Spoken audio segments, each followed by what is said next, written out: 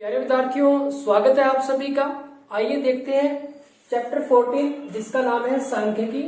इसमें मार्च 2020 में किस तरह के क्वेश्चन आपके एग्जाम में आए हुए हैं और क्या पैटर्न है, कितने क्वेश्चन आते हैं।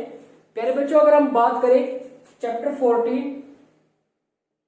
और चैप्टर 15, इन दोनों से मिलाकर टोटल 10 मार्क्स इसके लिए आपके एग्जाम में क्वेश्चन आते हैं। यहां से अगर हम बात करें चैप्टर 14 की, तो चैप्टर 14 से आमतौर पर आपके एग्जाम में एक क्वेश्चन आता है 5 मार्क्स के लिए। आमतौर पे यहाँ पे 5 मार्क्स के लिए ही एक क्वेश्चन आता है। अब चैप्टर 14 के क्वेश्चन की क्या खास बात है जो आपके एग्जाम में आता है, इसमें आपके पास एक क्वेश्चन आएगा, उसके और में एक और क्वेश्चन चैप्टर 14 से ही आएगा। तो यहाँ पे हमारे पास 3 बेहद महत्वपूर्ण क्वेश्चन बनते हैं। एक जिसमें हम माध्य निकालते हैं, एक जिसमें हम माध्यक निकालते हैं और एक जिसमें हम बहुलक निकालते हैं। तो इन 3 में से कोई भी 2 क्वेश्चन आ जाते हैं कि एक में वो माध्य पूछ ले, एक में माध्यक पूछ ले या बहुलक पूछ ले। तो कोई भी 2 क्वेश्चन आ जाते हैं, एक क्वेश्चन के और में दूसरा क्वेश्चन इसी चैप्टर से आता है। तो यहां से एक क्वेश्चन आपके एग्जाम में आएगा और उसके और में भी एक और क्वेश्चन होगा, वो चैप्टर 14 से ही होगा और वो क्वेश्चन होगा 5 अंक के लिए। तो यहां से जो वेटेज है वो 5 अंक के लिए एक क्वेश्चन ही आपके एग्जाम में आता है। तो यहां से अगर पिछले साल के पैटर्न को भी देखें तो लगभग यही पैटर्न सा फिक्स है कि यहां से आपके एग्जाम में 5 अंक के लिए एक क्वेश्चन आएगा। तो आइए देखते हैं एक क्वेश्चन।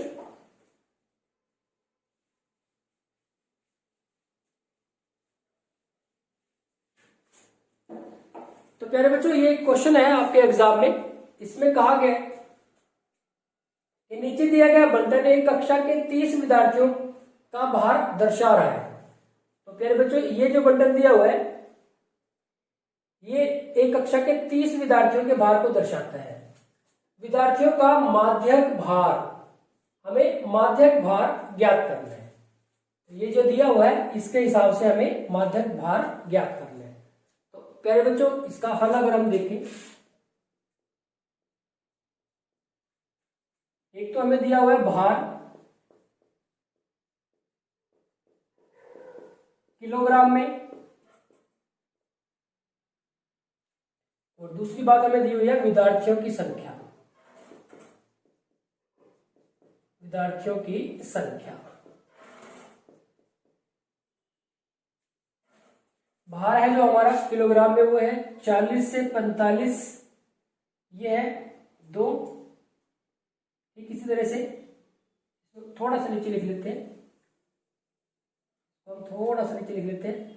40 से 45 2, 45 से 50 3 और 50 से 55 8, 55 से 60 6, 60 से 65 ये भी 6, 65 से 70, 65 से 70 ये हमारे पास 3 और 70 से 75 ये हमारे पास है 2।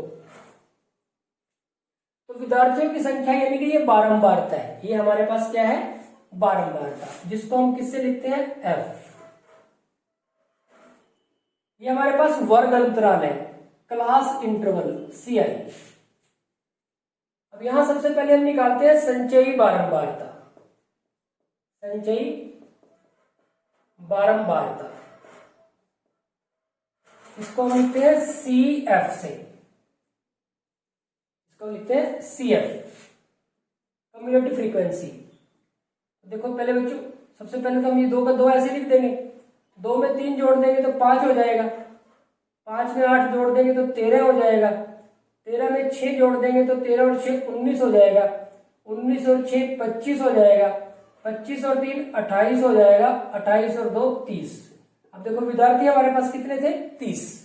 तो यहां से n है मतलब इसका टोटल, तो इसका टोटल कितना है हमारे पास, 2 और 3 5 और 8 13 और 6 19 और 6 25 और 3 28 और 2 30।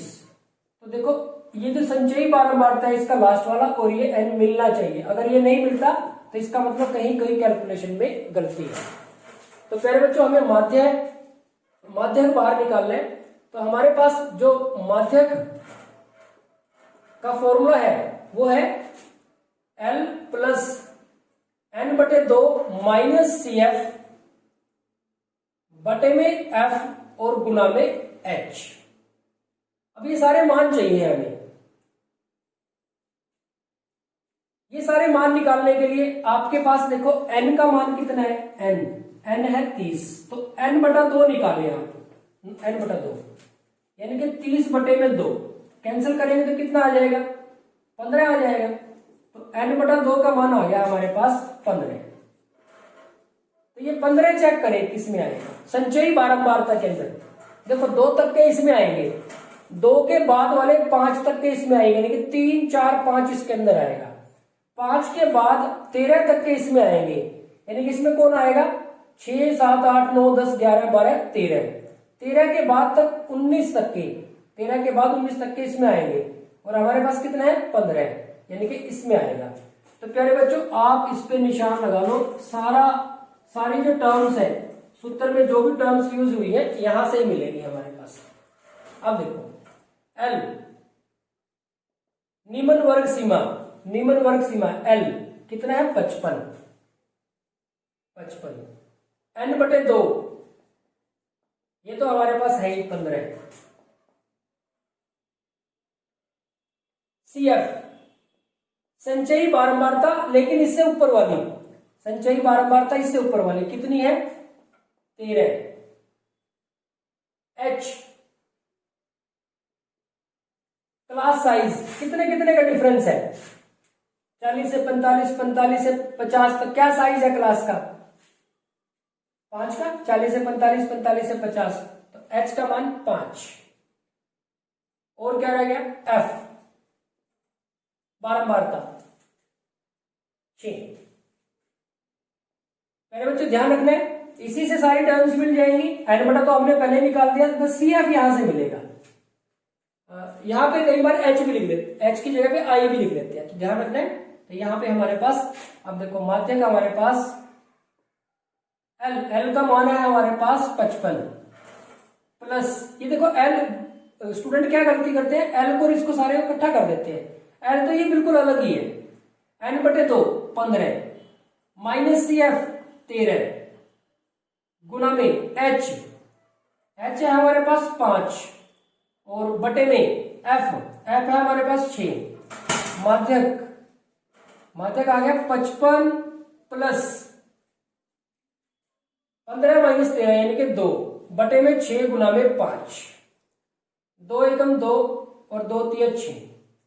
माध्यक बराबर है 55 प्लस ये आ गया 5 बटे में 3। अब इसको जब सोल्व करेंगे तो ये 55 प्लस 3 एकम 3, 2 बच गए, दशमलव आ गया 20, 3 छिके 18, फिर 2 बच गए, फिर 20 बन गया, 3 छिके 18, फिर 2 बच गए, यानी कि आप 1.666 ऐसे चलता रहेगा। तो आप इसको 1.66 भी लिख सकते हैं। अगर 3 दशमलव तक ले, क्योंकि ये 5 से बड़ा है तो इसको 1.67 भी लिख सकते हैं, आपकी मर्जी है। तो मैंने इसको 1.66 लिखा है। यहाँ पे हमारे पास हो गया ये 55 और 1 56.66। आप चाहो तो इसको 56.67 भी लिख सकते हैं, क्योंकि अगर हम इसको 3 दशमलव तक लेते हैं और फिर इसको 2 दशमलव में कन्वर्ट करते हैं तो ये हमारे पास आंसर आ जाएगा। तो ये भी लिख सकते हैं और 56.67 भी लिखते हैं। तो हम लिख देंगे अतः माध्यक भार बराबर है 56.66। तो ये हमारे पास इसका आंसर आ जाएगा। तो प्यारे बच्चों ये हो गया हमारे पास एक बेहद आसान सा क्वेश्चन जिसमें हमसे माध्यक भार पूछा गया था। तो ठीक इसी तरह से एक और क्वेश्चन है, दूसरा क्वेश्चन वो इसके अथवा में है, यानी कि चाहे आप ये कर ले या फिर वो दूसरा कर ले। तो एक बार दूसरा क्वेश्चन जो इसमें अथवा में आया हुआ है उसको भी देख लेते हैं।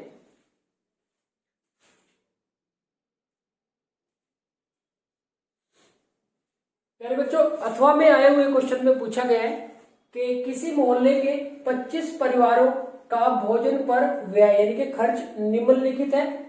खर्च दे रखा है और परिवारों की संख्या दे रखी है, यानी कि किसी मोहल्ले के 25 परिवार हैं जिनका खर्च दे रखा है हमें। तो यहाँ पे इसमें पूछा गया है आपसे भोजन पर हुआ माध्य व्यय ज्ञात कीजिए। तो यहाँ पे हमसे पूछा गया है कि भोजन पर हुआ माध्य व्यय ज्ञात कीजिए। तो माध्य खर्च आपको ज्ञात करना है, तो बिल्कुल सिंपल क्वेश्चन है, आपको माध्य ज्ञात करना है। तो इससे ये पहले वाले से भी ज्यादा आसान है। अब देखो आपके पास गिवन है, एक तो खर्च दिया हुआ है, खर्च रुपयों में, एक तो ये बात दी हुई है, और एक दिया हुआ है आपको परिवारों की संख्या।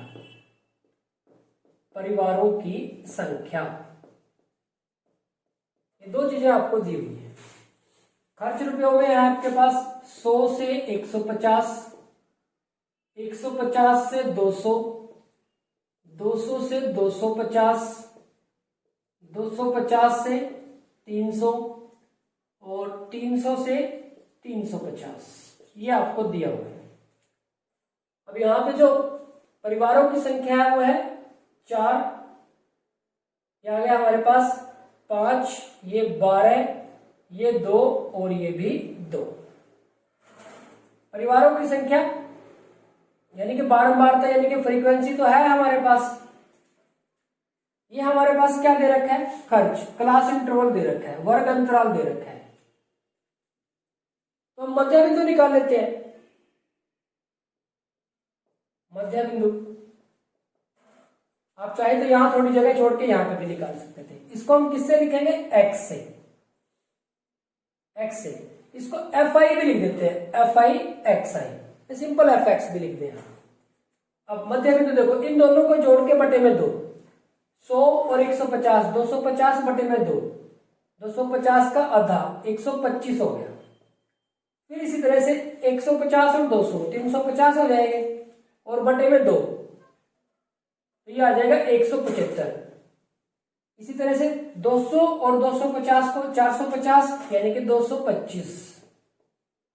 अब यहां पे 250 और 300 550, यहां से आ जाएगा हमारे पास 275 और 300 और 350 से 650, तो ये आ जाएगा हमारे पास 325।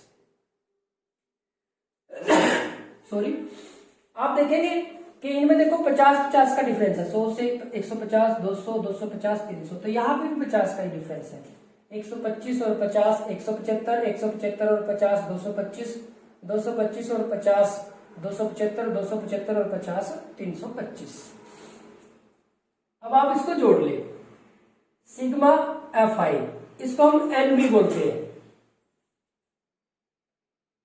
कितना होगा, 4 और 5 9 और 12 21 और 2 23 और 2 25, यानी कि 25 परिवार है, जो कि उसने शुरू में भी कह दिया था। अब ये हमारे पास सिग्मा एफ आई आ गया। अब हमें क्या करना पड़ेगा, एफ आई एक्स आई निकालना पड़ेगा। F I x I, F I की और एक्स आई की गुना करनी है। 125 की 4 के साथ करेंगे तो ये हमारे पास 500 आ जाएगा। 175 की 5 के साथ, देखो सीध में रखना है इनको क्योंकि आगे पीछे ना हो जाएगा। तो 175 की 5, 5 पंजे 25 का 5 हासिल 2, 5 7 35 और 2 37 का 7 हासिल 3, 5 एकम 5 और 3 8। थोड़ा सा नीचे लिख लेते हैं 875, 875। 225 की 12 के साथ करनी है तो 12 पंजे 60 की 0 हासिल 6, 12 दूनी 24 और 6 30 की 0 हासिल 3, 12 दूनी 24 और 3 27। 275 की 2 से करेंगे हम तो ये हमारे पास 550 ही आ जाएंगे। देखो 2 पंजे 10 की 0 हासिल 1, 2 7 14 और 1 15 का 5 हासिल 1, 2 दूनी 4 और 1 5। 325 की 2 के साथ करेंगे तो ये हमारे पास 650 आ जाएंगे। अब इसको जोड़ देते हैं हम, सिग्मा एफ आई एक्स आई ये हमारे पास देखो जोड़ कितना है, यहां से हमें मिला 5, 5 और 5 10 17 7, हासिल 1 और 5 6 और 8 14, 14 और 7 21, 21 और 5 26 और 6 32, 2 हासिल 3 और 2 5। तो ये आ गया जो हमारे पास। अब हम माध्य निकाल लेते हैं। माध्य का क्या सूत्र होता है, सिग्मा FI XI और बटे में सिग्मा FI। तो यहां से हमारे पास 5275 बटे में 25 है, तो 5 पे काट देते हैं, 5 पंजे 25, 5 एकम 5। देखो यहाँ क्या करते हैं बच्चे, 5 पंजे 25 कर देते हैं, 5 एकम 5 पहले ना जाने की 0, क्योंकि 2 है ना, हम 2 लेंगे तो 2 तो 5 उससे पहले ही बढ़े, तो 5 पंजे 25, 2 बच गए और 5 पंजे 25। अब फिर 5 में 5 एकम 5, 5 दूनी 10, 5 एकम 5, 5 एकम 5, तो लिख देंगे हम। अतः माध्य भार 211, सॉरी माध्य भार नहीं है हमारे पास, माध्य खर्च। अब की बार तो भार तो पिछले वाले में था, तो माध्य व्यय या फिर माध्य खर्च 211। तो पहले बच्चों ये हमारे पास इसका आंसर आ जाए। तो ये तो बिल्कुल ही सिंपल क्वेश्चन था। तो अगर आपके पास एग्जाम में एक माध्य का क्वेश्चन हो और एक माध्यक और बहुलक में से हो, तो आपको माध्य का ही करना चाहिए, क्योंकि इसमें तो करना ही कुछ नहीं, मध्य बिंदु निकालो, इनकी गुना करो, जोड़ के सिंपल सा फॉर्मूला है उसमें पुट करके सोल्व कर लो। तो प्यारे बच्चों ये हो गया हमारे पास चैप्टर 14, जिसमें से आपके पास 5 अंक के लिए क्वेश्चन आता है, 2 आएंगे, 2 में से आपको कोई एक करना है। और कमाल की बात है कि आपके जो एग्जाम के लिए इंपॉर्टेंट क्वेश्चन है वो 3 ही क्वेश्चन इंपॉर्टेंट है। एक तो माध्य कैसे निकालते हैं, एक माध्यक कैसे निकालते हैं और एक बहुलक कैसे निकालते हैं। उनमें से 2 तो हमने इसी के अंदर कर लिए। तो प्यारे बच्चों आप एक क्वेश्चन बहुलक का भी तैयार कर ले। तो ठीक इसी तरह से लगातार प्रैक्टिस करते रहे। Thank you very much, have a nice day.